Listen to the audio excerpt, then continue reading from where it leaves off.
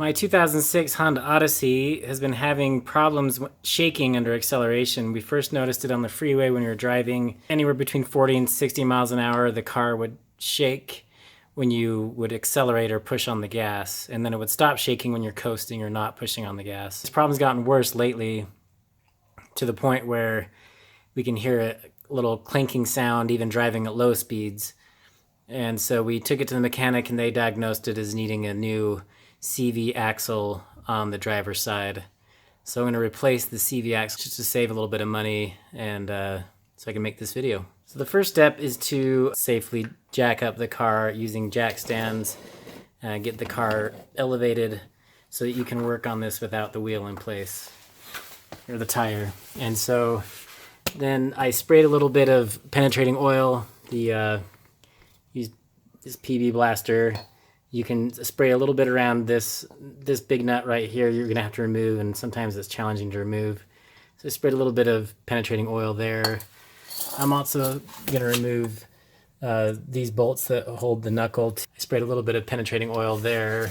As you can see right here, I can get close to that. There's a part right here where this bolt is indented into that part of it right here. So I need to chisel or bang that out a little bit. I'm going to take this little chisel and bang it out, or try to flathead screwdriver, but I was bending the flathead screwdriver as I tried to pry on it. So I'll work on that here.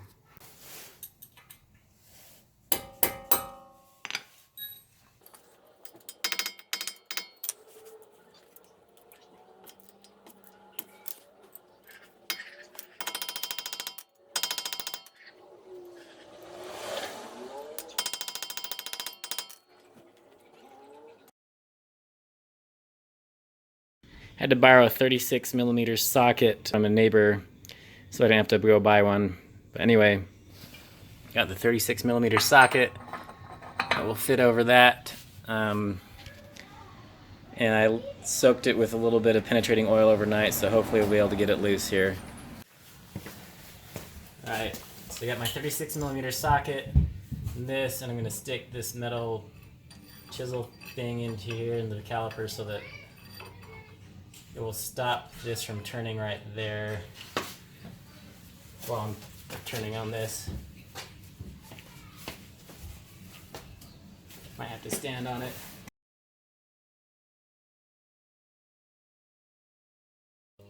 Well, it's not gonna. It'll. I can put a longer bar on it. You can stand on it, Trevor. I did stand on this one, but. And I thought I had a piece of rigid pipe I could put on there, but I'll have to look. I could go find one too, probably. Just stand on that sucker. I did.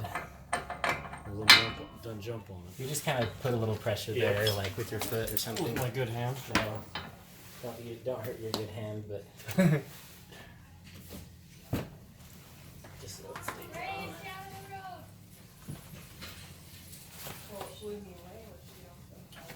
Seriously? Yeah.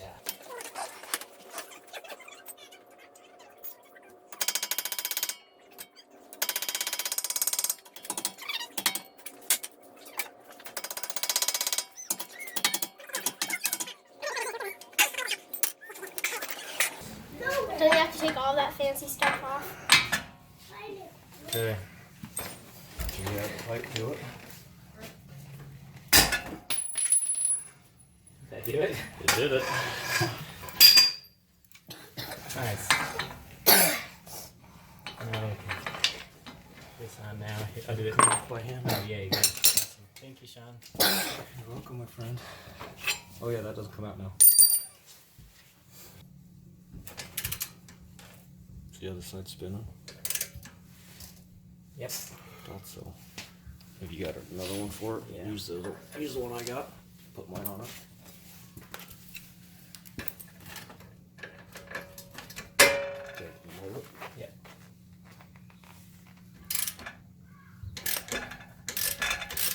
Yeah, this just Yeah, do the this bottom just here. loosen them, yeah.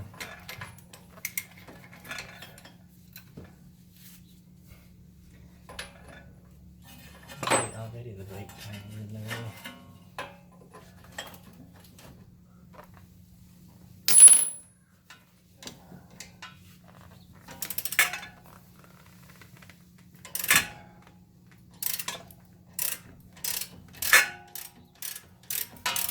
should have one more on the bottom, right?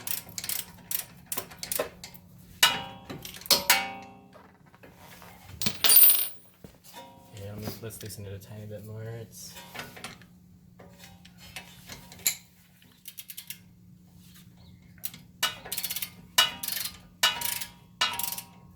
So those are gonna have to come completely out. And then you're not gonna mess with the A-arm right here, are you? Or the lower ball. You're not messing with this or the lower ball joint, are you? no, normally you do have to, but someone online said, someone who's like a just pull Honda those mechanic two? said this is an easier way because otherwise you have to take these off. Yeah, and then- you gotta have that fork tool, which I think I have. Oh, do you have one of those? I fork think I tools? have the fork tool, but But if I can pull this off and pull it back, I might need the fork tool back there to pry this part out. a lot of times you can just pull those out. Oh, it is bad. Look at that. Is it correct? It is. I see it. I didn't know that. Because I came and looked at it. I'm like, it looks fine. I was looking at this, like, looks perfect. I didn't realize that's where it's broken. That right one there. up there. Yeah. Dang, that's why it's busted. Okay, well, good. Glad we're doing the right one. So we were able to get this loose. We had to chisel out that part right there that is bent into that little notch on the bolt of the axle, and we were able to get it loose by, it took a lot of work. We used this this long breaker bar, and then after having the breaker bar, we took the breaker bar and we fit this long pipe over it, and then I basically stood on it on the end and jumped on it, and I weigh about 155, 160 pounds, and jumping on it with that much leverage, it had to get off. So finally got that loose. And then we loosened these two bolts up here, these two bolts that connect the knuckle up here. So we loosened these up a little bit. I'm just waiting for the axle to come in the mail so I can put it in. But just so I can show you where it's broken, you can see up here, you see the axle boot is torn right there, and that's probably why it went bad. It probably got dirt and gunk in that, but you couldn't really see that very well until we got the wheel off here to inspect it, because this front one looks perfect. It looks like it's in great shape, this one that's closer to the wheel, but the part that's in there by the transmission is the one that's torn right there. It's just split. The whole boot is split and exposed, and so I couldn't see that though. So we had to diagnose it based off of what was happening with the vibration, but luckily we got the right one. It's the driver's side axle that's gone bad. Pound that a bit loose so it'll come out easier.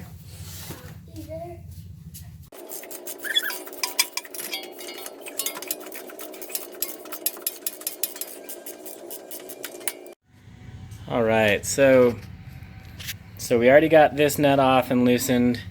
I already loosened this little nut that holds the brake line. So we loosened that up, and then this brake line just kind of comes out, so you have more slack on the brake line there. And then there's also this little clip right here that holds the anti-lock brake cable in there. So we you know, used a little screwdriver.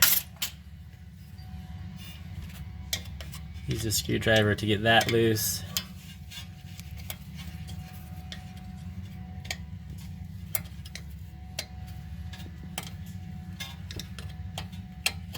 There we go, got that loose, so now you have more slack on that line as well. And we loosen this bolt here, and this bolt there that holds it to the knuckle there. So you gotta hold on both sides, hold one side and loosen the other.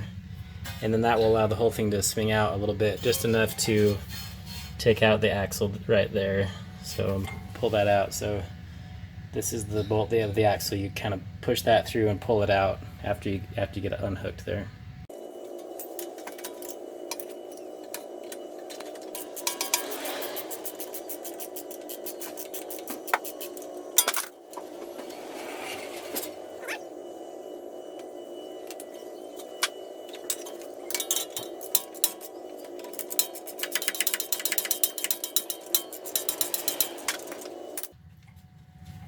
Loosening the bolt that connects the knuckle to the strut here.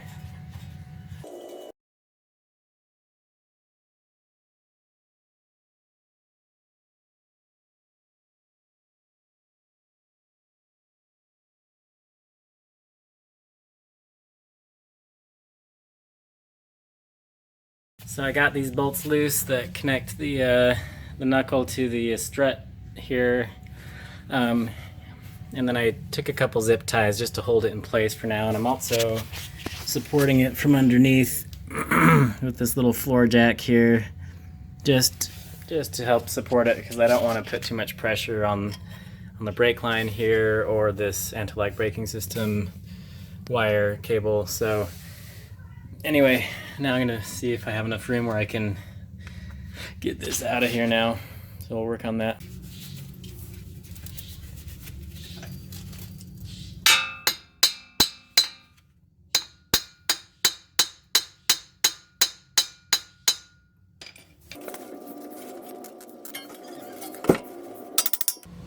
That pounded out a little more. It's starting to come out.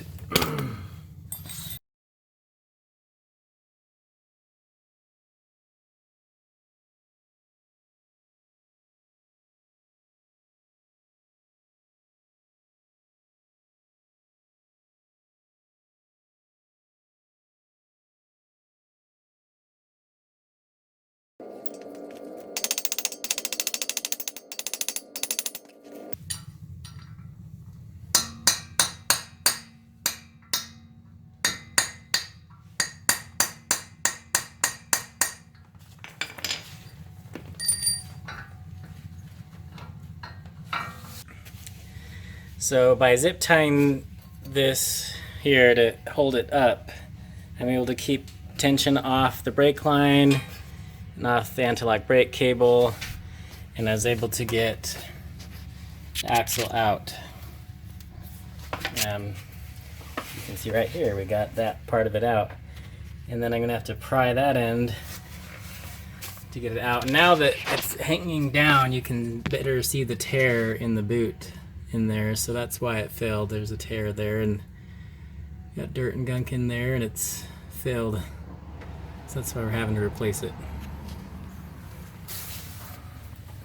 Anyway, that system works pretty well. You zip tie it to there after you get those bolts off, and kind of supporting it a little bit with this jack, and it's working good. Whoa, look at that. That's crazy. That whole ball joint's coming out. That thing is trashed.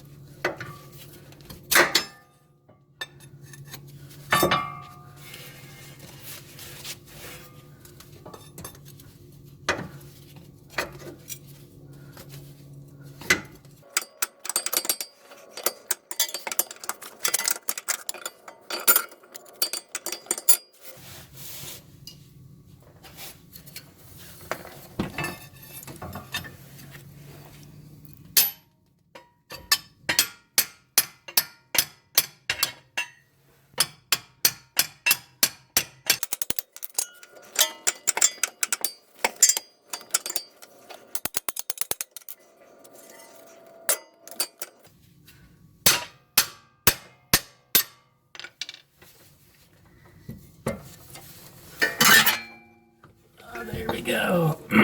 Got it. There it came out of the transmission.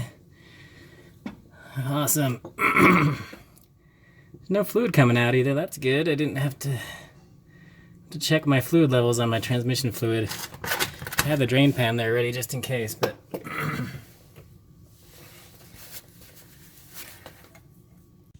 so that's where the axle goes into the transmission. As you can see, I have my trusty little pry bar to get that out. So I'm going to take that out of the way now. So for a bigger view, you can see where I was coming from right here to pry it. And then, make it a little focus. Got the pry bar right between the axle and the transmission right there, and then just kind of hit it with a hammer a little bit to drive it that way and pull it out. So yeah, And this, you can see this axle was toast. The boot was destroyed. Alright, so my new axle just barely came in the mail. Perfect timing. I got the old axle off and like 10 minutes later the mailman showed up with my package from Amazon, which is my new axle. And the axle for this 2006 Honda Odyssey was only, I think, $60 on Amazon. And gets all pretty much positive reviews. Several people said they've lasted really well in their cars with no problems, and there's been a few others that say that they're cheap Chinese junk, but I don't really care. I just want something that works, that's inexpensive. The way my finances are right now, I don't have a lot of money to spend, so I went for the cheaper part, and we'll see how it holds up. So I could always do this again if I had to, but I'll probably sell this van before it becomes an issue. Anyway, you can see this old axle there is completely destroyed. I had that open, and so the dirt and stuff got in there and ruined it. Let's unbox this new one.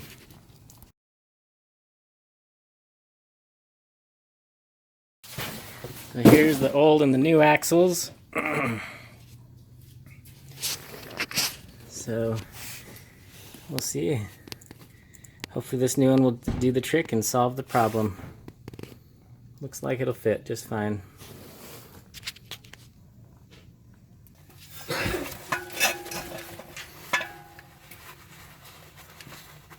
Looks like that seal is doing okay.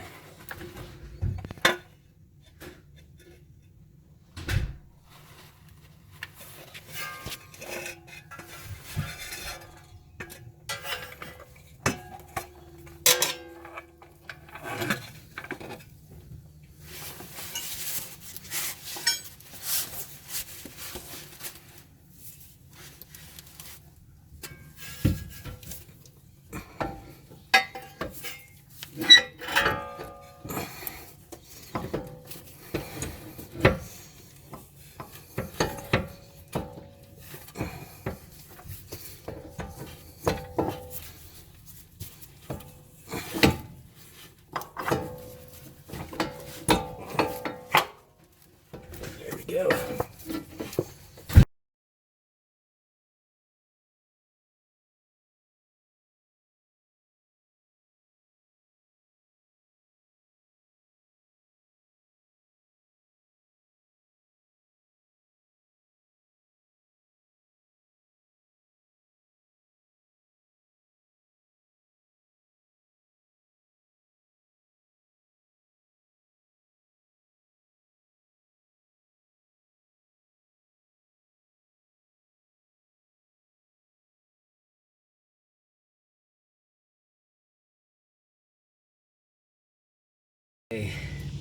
The way you know that's in all the way is there's no gap between the transmission and the base of that thing, and you get back there and feel that there's no gap, because I thought it was in at first, but then there was still a big gap there, so you gotta use beast mode for a minute and push really hard and turn it a little bit as it's going in, and now there's no gap, and you could hear the metal clank as it went in all the way. And then it was tough, and I had to work it around and get it back in there. Still, of course, zip tied to this so it doesn't fall. And now we got this end through. So I'm going to put this nut back on just for safety before I take off these zip ties here.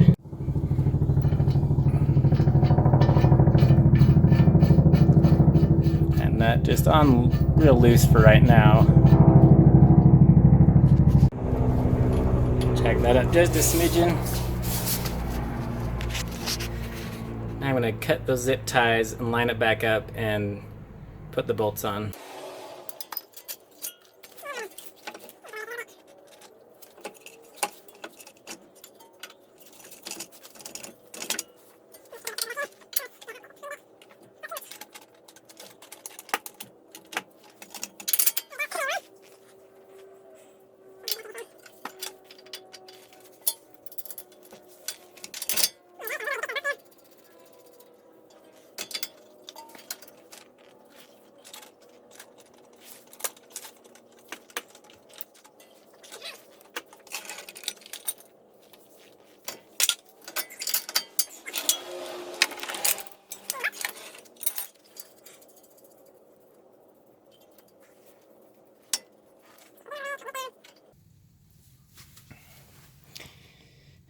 Okay.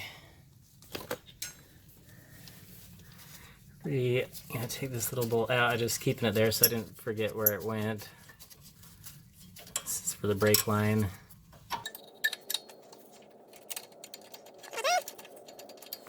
And then put this on. That's the anti-lock brake, I think, cable. Here's the brake fluid line cable. Tighten that just a bit here. Tighten it with the tools. So we got these bolts on hand tight. Got this bolt on hand tight. Got the anti-lock brake cable back in its position. Like I said before, we checked back there. There's no gap next to the transmission. The boot's still intact, in good shape with the new boot. Got this in all the way. You can see there's no gap there next to the wheel. So it's looking good. Got it all in. Yes. So now we just need to tighten some bolts.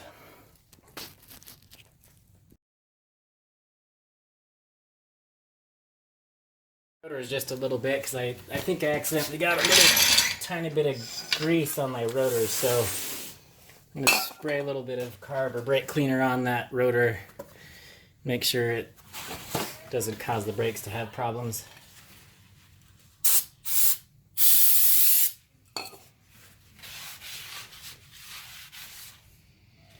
Yep, a little bit of dust grease off that rotor because I don't want that to affect the braking. So the internet tells me that axle nut is supposed to be torqued down to 242 foot-pounds, which is a ton of torque. That's why it was so hard to get off. So anyway, my torque wrench doesn't even go up that high, so I'm going to torque it as high as my torque wrench will go, and then even tighter than that here.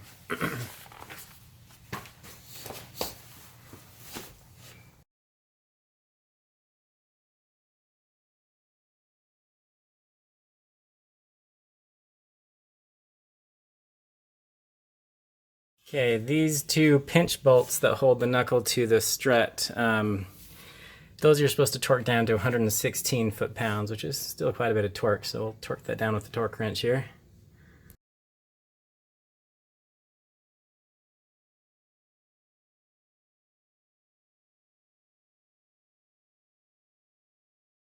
Now we gotta take this punch and indent that nut into there where it's supposed to be so it locks it into place.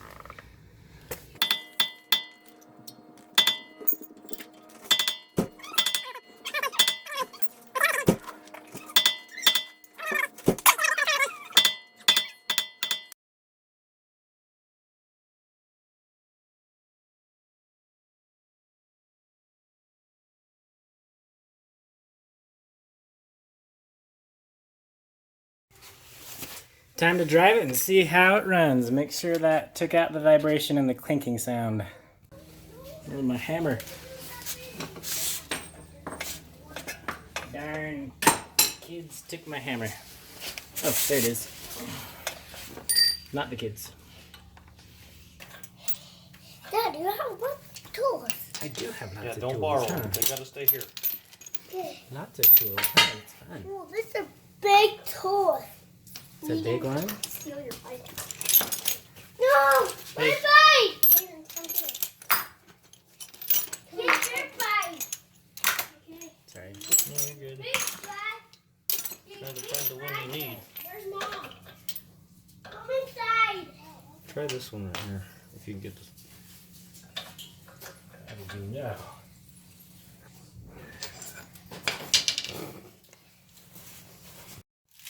How are you? Why did you take off the tire completely? I had to get because I had to pull this off. And I put this new axle in. See that axle right there? That's the old one. This one? Uh-huh. See it's broken there? How's that broken? That rubber part's torn. Okay. Oh, yeah.